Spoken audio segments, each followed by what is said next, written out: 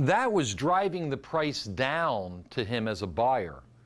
How about driving the price up? How about leading the lambs up to slaughter? Okay? There is going to be a time where Goldman Sachs wants to sell at ever higher prices. And he's going to use the same situation. He is going to determine where he wants to sell out, and then he's going to put very large, unusual price share size to support the price and drive it up to him. Let's have a look. Now, this is a movie, so this is going to have to run this. Well, I've highlighted Goldman Sachs over here. Okay, you see it says 39,000, 40,000, 47,000, 52,000, 53,000. It's the only one with 3 digits up there. Okay, and they're just turning up the steam pressure. Goldman Sachs is now selling 7As, 15 teenies, and eventually 50s. You'll see his little brown head pop up in here. See it right there? What are we up to now? 62,000 shares. People see all this demand, they start jumping in front of it. See how they jumped up to the 7As here? 64,000, then that jumps up. They hit it for 2,000 shares. Okay, now it's up to 66, 69. They're just turning up the steam pressure to drive price up so that Goldie can sell it as fast as he can. He's selling 50s now. See all the yellow 50s coming through? You ready? Now they've got it up to what? 70,000, back down to 64. Well, Mike, they just hit him for 6,000 shares. Yeah, but how much has he dumped? At 50, okay? How much has he dumped? We're back up to 67, 70, there it goes, 69. You guys are going to get to see a very rare thing here if you just keep watching. Again, I know what he's doing over here. I'm watching over here. We're at 69,000. You'll see his little head pop up. Watch the share size pop right up in here. There it is, 78,000. From 67 to 83,000. Now, some of these are people jumping on. He's selling 50s as hard as he possibly can. We're at 87, 86, 87. All righty, keep your eyes on it. He's selling 50s, 87. He's selling 50s and a 16th now. Still 87 and drops down. There it is, guys. Biggest supply you can show, or demand you can show, 999. You ready? He's now selling 50s and teenies, okay? Now, remember, this thing started at the 7/8 on the ask. What is the point of all this to you? Okay, well, if I can spot that unusual share size pop up and I can see this starting to go on, I'm just going to go over and buy with it. Okay, there's no sense in selling short against it. Okay, but the point is if I can make this thing moves up 25 cents in 3-4 minutes. Okay, and if I can see that game being run, if I see it fairly clear, I'm just going to jump on it, buy it, and go with it. Questions on this guy so far? Now, of course, Goldman Sachs will just keep the pressure up until the thing starts to get a lot of reds in it. He'll call over to Inca and say, you know what, cancel that 50,000. There's probably 39,000 on there from the public jumping onto it. Remember what we started at. 40,000, 39, 40,000, and it went all the way up to 99,000. So once they get the herd running, okay, then you just start feeding it to them. Come on, you want more of it? We got more of it, okay? And they just kept selling it at the 7/8, at the 15 teenies, at the figure, at the 16th, at the 8th, okay? And they just kept backing away, and as long as the hungry animals were ready to be fed, they fed it to them, okay? And they encouraged them by whipping them from behind. This morning, we started this whole thing off with talking about how to start up a trade plan, okay? And having a series of thoughts, I said at the top this morning that this wasn't the plan, it was a way to think. It was thinking about what my environment is, where my entry is, what are the parameters of my trade, how am I going to get out, what is my goal? Okay, these are all things that go into any trade plan, whether it's going to be done with the S&Rs or trend lines or exponential moving averages, whether we're going to use Fibonacci. Now I'm going to show you a momentum trade up here. I'm going to talk you through it. The first thing is that this is November, late November of 1999. Okay, excuse me, late November of 2000, after the tech bubble bust. Okay, a lot of stuff was happening. First off, I was going to Paris, and I didn't know if they were going to have an internet there hook up for me. So I recorded a couple of trades to take with me. What was happening also in November late November of 2000. Anybody remember the swinging chads? We couldn't elect a president? Hanging chads, okay? I mean, we had a lot of stuff going on. The techs had blown up in March, April of 2000. We had 6 months of seeing the whole market in the dot-com structure collapse. We had uncertainty in our presidency. It was a cold winter. You know, it was Y2K and all that, okay? Everything seemed to happen at that time. Well, one of the premier tech stocks, of course, was Cisco. And Cisco had fallen from $94 in March of 2000 to around $52.50. And yesterday, it broke the 52.50s and closed down right around the $51 mark. So it had broken a major support yesterday. Today, it gapped down and was being pulled up unwillingly by a strong S&P futures. And here you can see that we're on the December 2000 contract, 0Z. And we see we have a gap up and a rise up. Okay, so that's what's pulling Cisco up. But can you guys see that Cisco is starting to round off at the top? You ready? Do you see that we're just about ready to form a new bar below the moving average on the S&Ps? So what am I thinking? I have a weak stock in a weak sector after breaking major support. It had a gap down today, and it didn't fill the gap 100%. And the S&Ps are starting to weaken. If these things go down, this stock is going to go down. I'm thinking short. Okay? So that's my environment. Now I have to look at my tactical situation. I look over here, and I'm on a down tick. Alrighty? So I cannot sell to the bid. I must offer out on the ask. The next thing is I look in here, and who is sitting at the inside bid as the biggest buyer of all times? Goldman Sachs. Do I really want to sell short while Goldman Sachs is a buyer? Does that make sense? No? Yes? No? No. No. Good. Okay. So what do I need is I need Goldman Sachs to prove to me that he's not truly a buyer.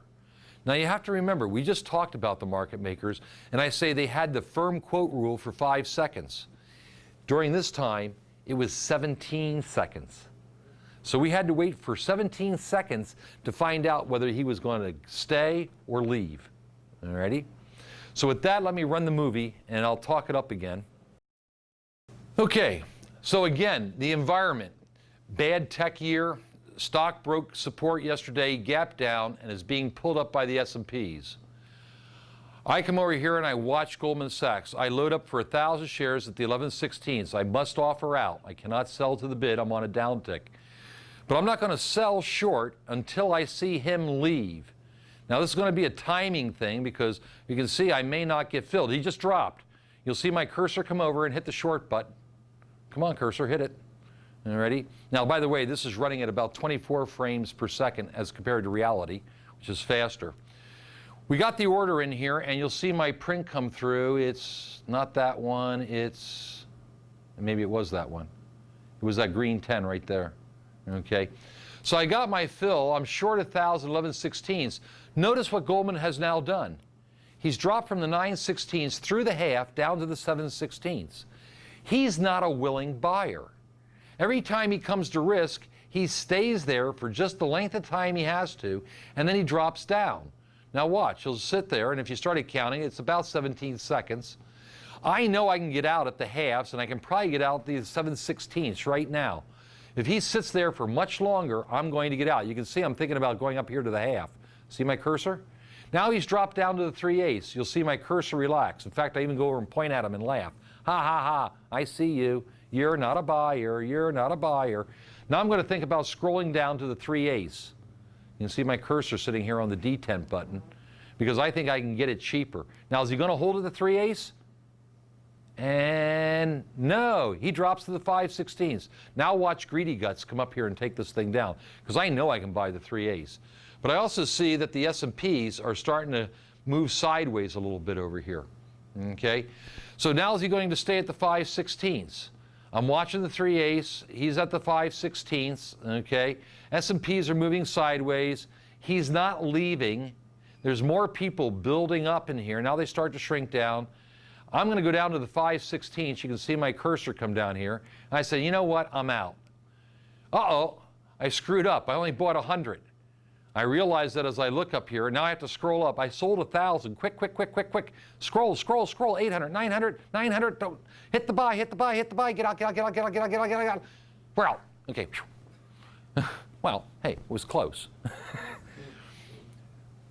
He never did leave the 5/16. You can see that the 3 ace have rolled over. You can see up here where I sold short 1,000. I bought back 100, and I bought back 900, okay? And in the course of this, you can see the S&Ps opened lower and closed higher, okay? We got out with about $312 profit in that. Now, people, it's not the money. It's the thought process that went into it. I looked at the environment. I decided which I was going, long or short. I looked at the conditions under which I would take it, if and only if Goldman Sachs left the bid, okay? I would stay a seller as long as he didn't prove he was a buyer. He held his ground at 5/16. I chickened out. I just took my profits off the table, the 3 ace. I didn't try to go down and bid to buy and all that. Now, I made a rookie mistake because I had been trading in class, okay? I had my platform defaulted to 100. So when I made the trade, my platform went from 1,000 and defaulted back to 100. I didn't catch it. So I had to buy, I bought 100, that's when I caught it, and therefore I got caught scrambling up to 900 to buy it again. I was lucky. It didn't cost me. I got out at the 3 ace, okay, and we had a nice trade. So it teaches a lot of things in just one little short movie there, okay? How to set up a trade, how to execute it, how to flub it, how to recover. And don't sit there and with your mouth open, do something. Scroll up and hit the buy button, okay, you know? So what do you guys think about that? Is that a cool trade? It's a good little thing how to see it. Now let's just talk a couple more things here. If they tell you to buy, who are you talking to? A buyer or a seller? Seller.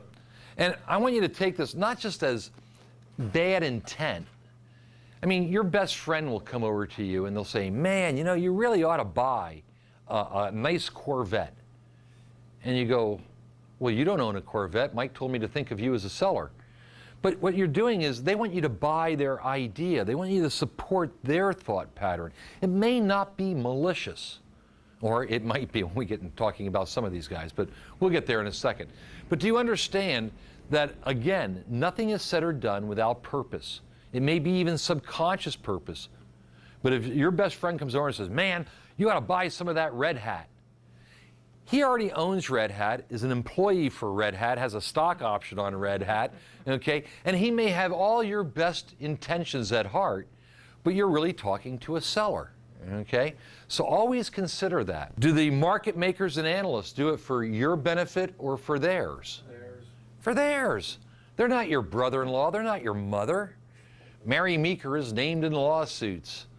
The Pied Pipers of Wall Street, how analysts sell you down the river. Analysts don't always do as they say.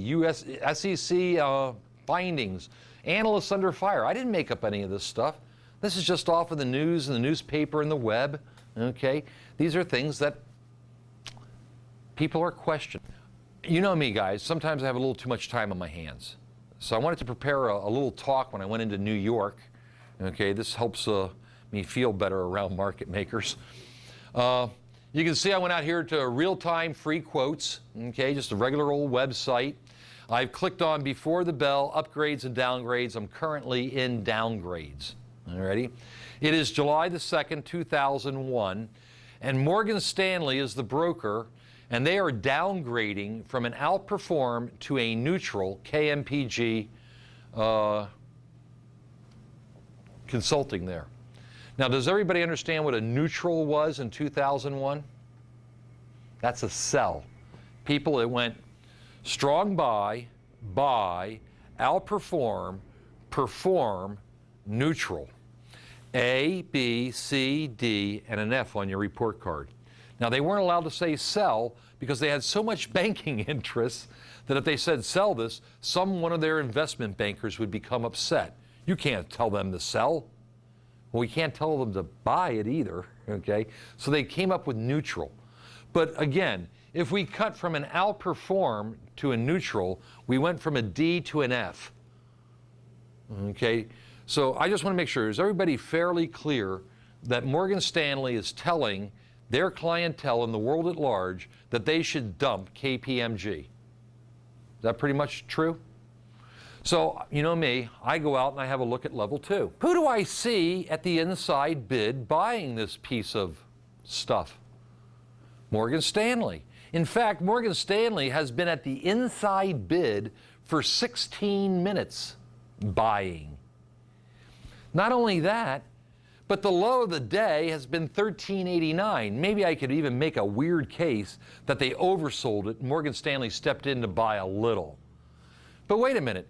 This is 2:30 in the afternoon, and he's buying, okay, not the high of the day, but certainly well above the low. Do you see him selling over here? No. Let me see. Tell all my clients to sell, and then I step in as the best buyer. Might I get a good deal? Maybe. Okay. Now, I don't want to pick on just one person. Here's same day, different group. Here's Prudential. Now, I admit this one is certainly not a sell. It's strong buy, outperform to perform, which is a hold. A buy to a hold is a 2-level cut. Okay, everybody with me? Strong buy, outperform, perform, which is the same as a hold, and then sell or neutral. So that's a 2-level cut. Now, if my broker downgraded my stock by 2 levels, what would I do? Would I buy it or sell it? Sell it. I'd probably sell it. Certainly, I wouldn't buy any, would I? I mean, he told me to hold. I certainly wouldn't be buying any. Well, then how come Prudential is the one out there buying it? Okay, and again, notice the time. It's 14:49 in the afternoon. He's paying $9.25. He says he's only buying 100 shares. Schwait. Okay, but what's the low of the day?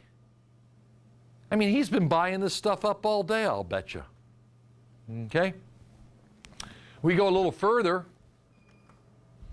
How about 34 minutes later? Okay, now he's buying 931s.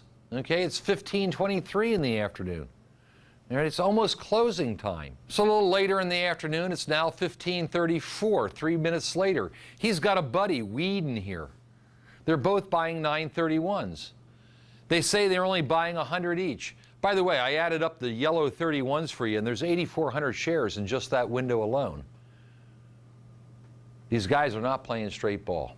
Okay? So I just wanted to show you these things. He was selling the previous 3 days before this. I see. Before he downgraded it. You know, so Right. you can buy your shares back. Well, he'll upgrade it next week now that he has an inventory. Right. Okay.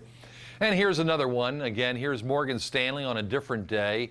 Again, a strong buy to an outperform. Strong buy, outperform. So another 2-level cut. Again, it doesn't really say to sell it. Okay, but it certainly doesn't really say go out there and buy it wholesale. So why is Morgan Stanley buying it at ever higher prices, is there for 26, is still there after 50 minutes? Again, I'm not going to beat up on these guys too much. You know what it's all about. Alrighty. Any questions on any of the material that we covered today?